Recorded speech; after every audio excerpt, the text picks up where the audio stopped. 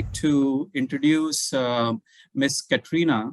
I think I'm going to mess up the middle name. You have Rova Hasbani, so my apologies. But Katrina will be moderating a session along with Mr. Horace Luke from Taiwan on the future of mobility. Briefly, Katrina works with the companies on their journey to net zero carbon via leadership advisory, implementation support, and innovation services. She supports leaders to build their personal and company story and business cases for decarbonization. She helps transform complex decarbonization strategies into implementable actions. She builds engagements with the startup ecosystem to pursue innovations that will put us on a firm path to net zero carbon by 2050 for the entire world. It's an excellent topic. Great to have both of them here. So I think we'll still be in the Middle East area because Katrina is from Dubai, but she will take us on a journey towards Taiwan. So that will be spanning the globe in many respects. So thank you. So on to Katrina. Welcome to this Future of Mobility session of the TIE Sustainability Summit. And indeed, I'm saying hi from Dubai, though our speaker, Horace Luke, is based in Taiwan. Mobility is central to our lives. It's central to our economies. It's what makes our economy and businesses move. And we learned about it in a more painful way during the COVID pandemic.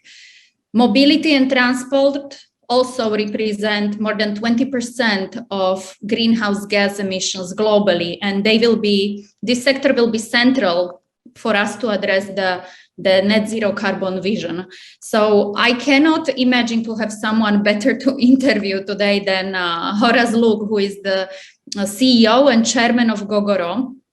And Gogoro is a company that sits at the forefront of the future of mobility with its all digital, zero emission, all connected solution, which is a smart scooter, which uses the world's most intelligent batteries.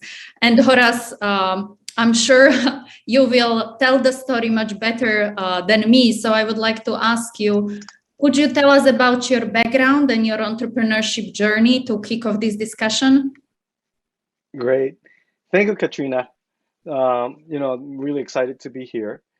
I started my career really around design and really thinking about different type of user experiences that can improve people's lives. I started my journey really as a brand designer way back when in the mid 90s with Nike. And then one day a friend told me that the internet was going to change everything in our lives. And I therefore hence left Nike to join Microsoft. And I was fortunate enough to be one of the founder of Xbox and also one of the founding team member of Windows XP. That really changed, was on the cusp of taking technology and how technology can actually better humankind, both in communication, interaction, and learnings, and etc. I then went on to lead HTC in the transformation from a white label company to one of the world's smartphone leader. I was fortunate enough to have created the world's first 6 Android devices. And again, it repeated again. And one day I thought, wow, the world is going to need a better solution for energy, for infrastructure as we transform from the traditional ICE and the kind of less environmental friendly mobility solutions to now electric mobility that, as Katrina you said, zero output is what we aim for.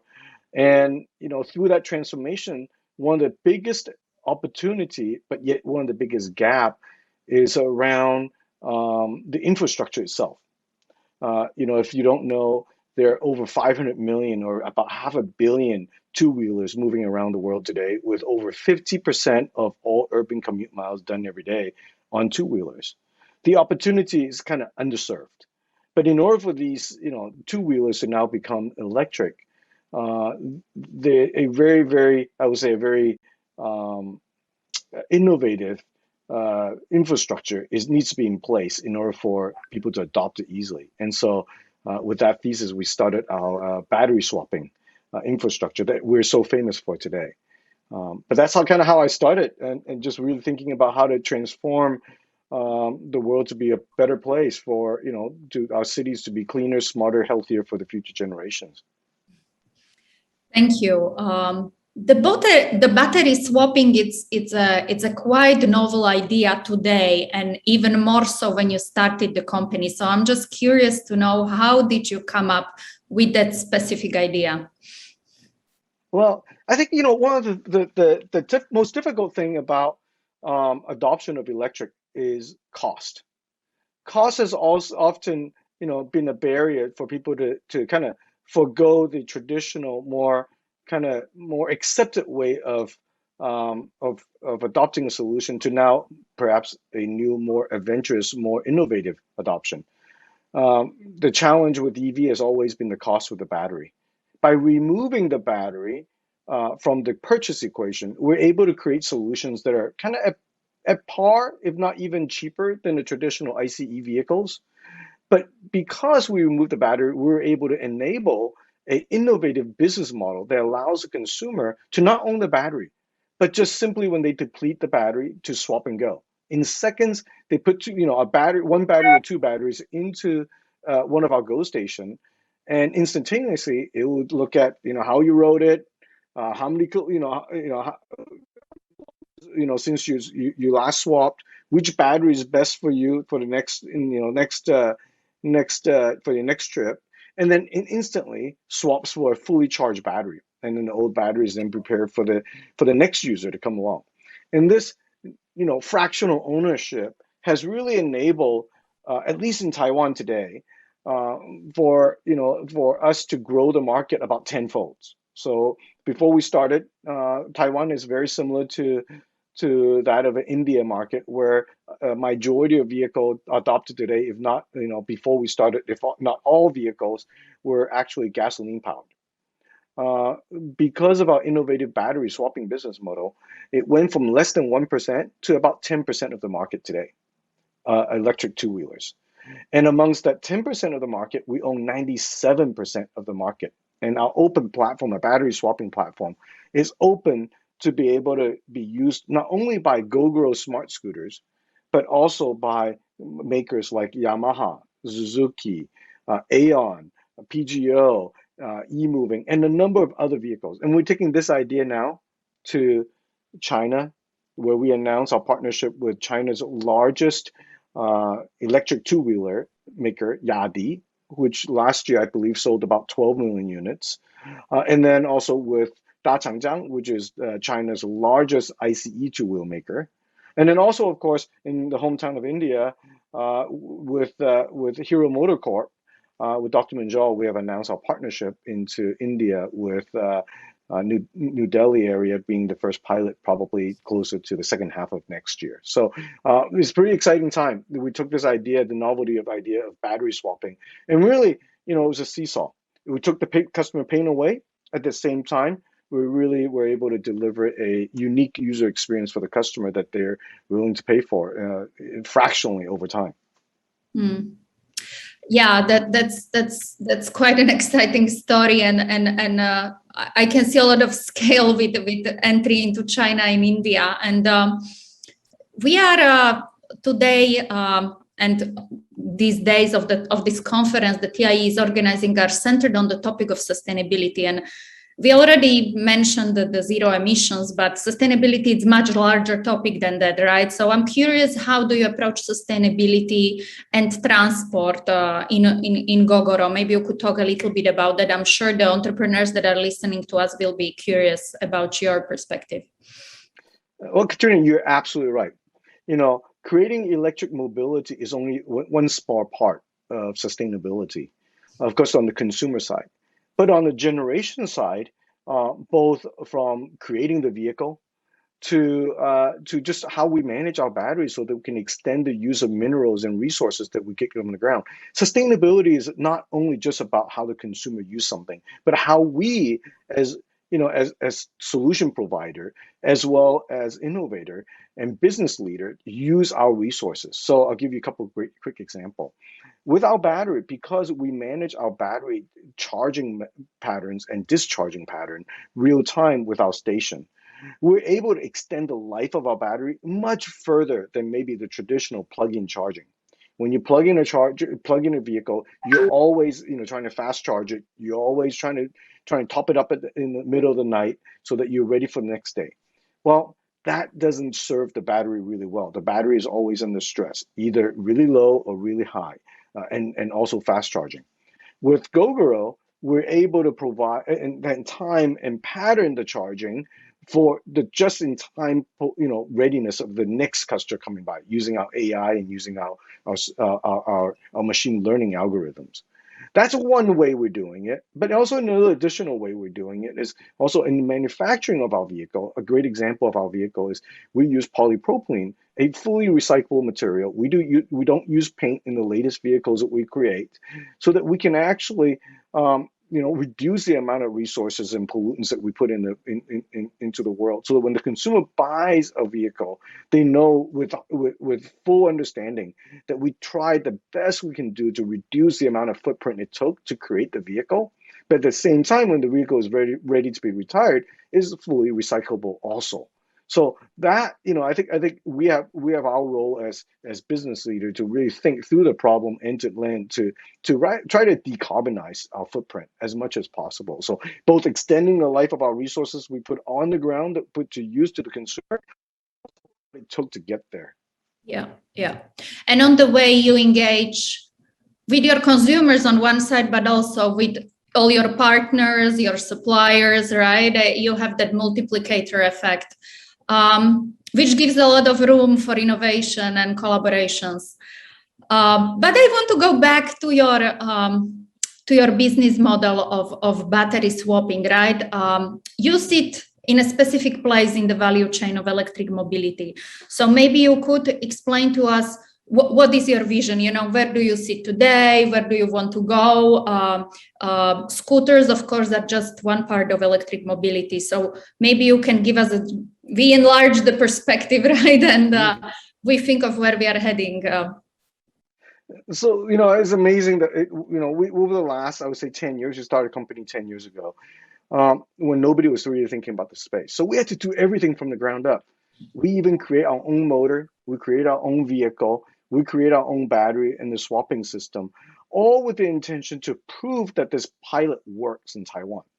And today, I would say it worked really well. It has developed and validated that the system works and the customer loves it. And with that, we're able to then work with our overseas partners, very large giants across the world, the Yadi, the Dachangjiang, and of course the Hero MotoCorp in India, where the vehicle that the idea we have is really an open platform that we jointly deploy with our partners, but at the same time using our technology to empower them to create vehicles, so that they can use their sales network, their user brand, to use their technology and innovation to move forward this adoption even quicker. And so think about it as, I would say, we're a platform company. We're the Microsoft, we're the Google, better yet, probably we're the Android of the electric vehicle space, where we go down to the fundamental technology that empower them to do this transformation. But at the same time, I would say the system itself has a lot of room for innovation. So for example, I'll give you a couple of innovation points. Our latest stations are bidirectional ready. So we can participate in, instant demand, demand arbitraging, where we can be playing to the part of a smart grid instantaneously when we go to different parts of the world, as well as arbitraging energy. We can store energy when we need to, and then distribute energy when we don't need it, and then actually contribute back to the grid. That's one great example of that. Another is how we improve safety. In Taiwan, we started, because our customers connected to the network, we know how they behave. And when they behave well, we share that data with their permission, of course, with the insurance company. So creating a usage-based insurance that encourages our customer to ride safer, to make cities more, I would say more sustainable and more safe. And I think everybody knows two-wheelers are everywhere within emerging markets. And, with over 80%, I would say, if you think about, there are 64 million vehicles sold just in India and China alone every year. That combination is about 80% of the four-wheeler volume in the world. That's a gigantic market, a gigantic TAM that needs a solution today. And that's what we did. We created a solution that underpins this mobility electric transformation, but at the same time brought a lot of innovation along the side around energy, where, in a place like India, in a place like China, in a place like Southeast Asia, we can play a big role in contributing to I would say smart grid of tomorrow, or smart energy grids of tomorrow. Mm-hmm. Yeah. So if I understood correctly, you now sit in the middle, but your business model can be replicated in other formats of electric mobility, right? Especially the bigger formats that still suffer from the issue of, the battery is a pain point for whether it's four-wheelers or trucks, right? So I could imagine ways how your business model could be replicated in those areas. You've touched a little bit on the topic of your integration with the grid, right? And storage, but also there is the topic of renewable electricity. How do you see your place within this combination of smarter grid and a greener grid? Where will you play a role? I think, the biggest challenge with sustainable generation of energy is when you need it, you don't have it. When you don't need it, you have too much of it. And that's one of the storage, one of the storage solution that comes in play. With Gogoro, it's very different than a traditional plug-in charging. Traditional plug-in charging, somebody plugs in it, you need power now, and you need to charge it now. And there's, waiting for 18 minutes, 20 minutes, although, that could be a fast charging solution if you're once in a while having that, but that's just too long of time, especially when there's not enough energy provided to the grid. What we do is we can time when we take energy. So for example, in Gogoro today in Taiwan, we look at the grid, basically demand and supply, and we charge only when we need to charge. And when we don't need to charge, we stop taking the energy. And in a lot of ways, we store and then distribute to the user. So from a grid to our Go station, which stores the energy, to then distribute to the vehicle, all those are timed and prepped properly so that we take the lowest amount of load on the grid. Mm-hmm. Now, that said, you touched on that a little bit. You said, I'm working on things with 2 wheels, 3 wheels, or maybe perhaps in 4 wheels. We're working toward that direction, as well as we're working toward a direction of no wheels. There are things that we're working on that don't have wheels, that plays essential to the smart grids of tomorrow, that not only around energy grid, but information system grids, which storage of energy is really important. A good example of that is that we have a prototype project that are happening with our home city of Taoyuan in Taiwan today, where the deployment of 5G really requires a lot of very small base stations. And those base stations require power, require backup power. What better to do that than to take our retired batteries or batteries that are aging from the network, and then we're using that to store the energy so that we can actually provide that when the grid can't provide it, or when the solar panel can't provide it, we're there to help.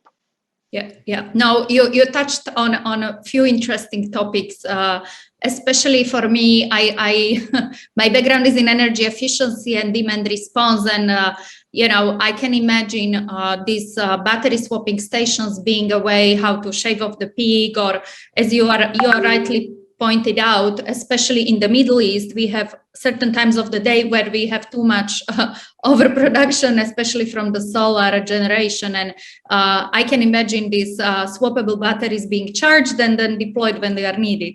But the other point that you mentioned is battery recycling, right? And that builds on something that we've been talking at the beginning, which is sustainability. More and more we hear about the full life cycle of the electric mobility, which includes, the inputs, which includes also how we reuse the equipment. And what are your plans in terms of recycling your batteries? You mentioned some stationary uses, but are you also looking at reuse of your batteries maybe in environments that don't have such high standards of efficiency? I'm thinking there is still almost 1 billion people across the world who don't have energy access, right? And who could make good use of even a battery that has been used for the mobility purpose? Yeah, absolutely. I think, we're really far away from recycling. I think there's plenty of reuse purposes before recycling. The battery, when you think about mobility, battery is only good for the first 20% of his cycle lives toward mobility because the demand of power is so high, right? You have a family of 4 people on a two-wheeler trying to get up a hill. That's tough. That's, needs a lot of power and a lot of throughput to do that. Now, that said, after that, there's a lot of reuse in infrastructure and where the demand of energy could be very low, but it has to be very predictable. But then, I give you a great example of how our team thinks. We thought about recycling and a couple of us just raised our hand, like, why wouldn't we in, 15, 20 years when these batteries get aging to power, kids to read a book in places where electricity is just not constantly available? What other better purpose is there to take energy that's stored in the daytime, like you said, where the sun is there, and then just so they can turn on the light bulb or turn on a computer or turn on a tablet to be able to be educated. That would be an amazing journey before recycling. Now, of course, recycling, I think in 20 years, in 15 to 20 years, is going to be a big topic. Mining, as we think about resources, they're limited now as we harvest that minerals from the ground. How do we get that and then get it into the black goo and separate that?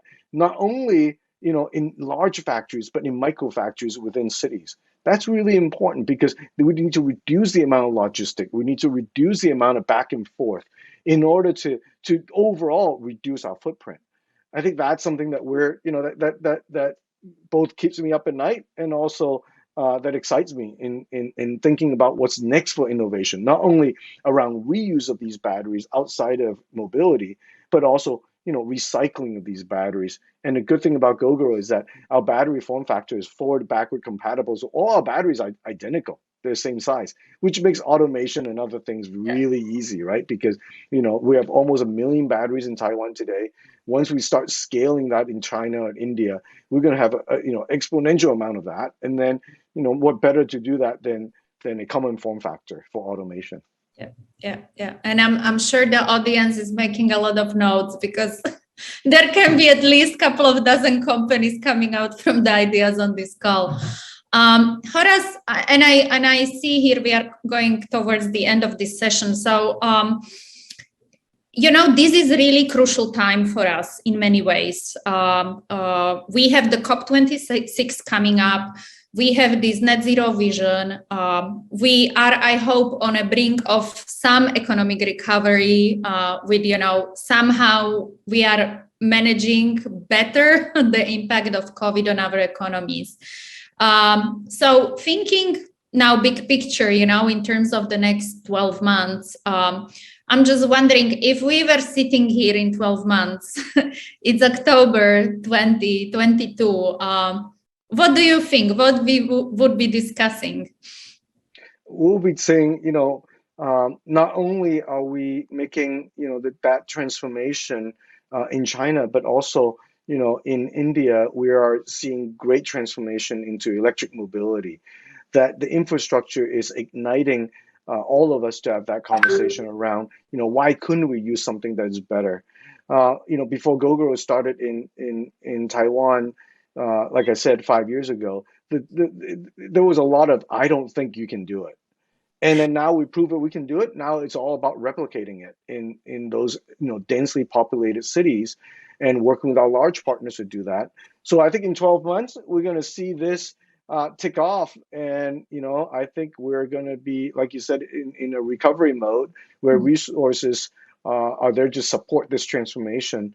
And people are going to look for better solution because, we all know what the world, can do, or the planet can do when it's not happy, when it's trying to fight back. we need to do our part to serve it better.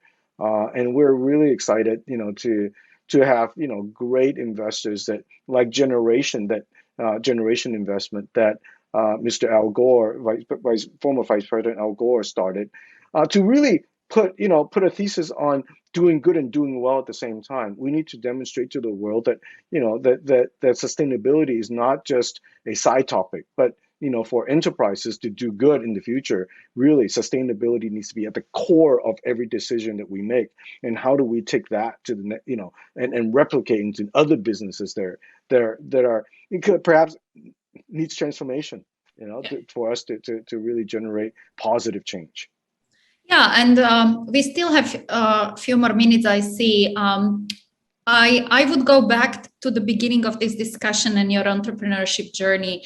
I know that innovating in this clean energy / sustainability space is quite challenging, right? Because the upfront of investment is considerable, right? It's not this quick turnaround type of business. So I'm just wondering whether you would like to share any lessons learned that you have acquired during this time as you were building Gogoro with the entrepreneurs that are here in the audience, right? I can imagine many of them will go into the type of business that we've been talking about here. So we have a little bit more time. I would love to hear even myself what you have to offer. To be honest with you, with every challenge, there's a solution. And when you fight through that challenge and you come up with a solution and you don't give up, the solution will be better than the challenge itself. And that's how we've done it. We have done it in such a way.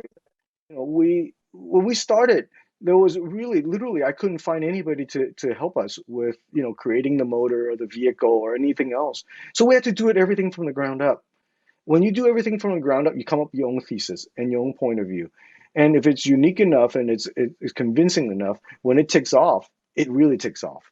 And I think that persistence is, knowing that every day is one less day for us to do something that's meaningful for the planet is really important.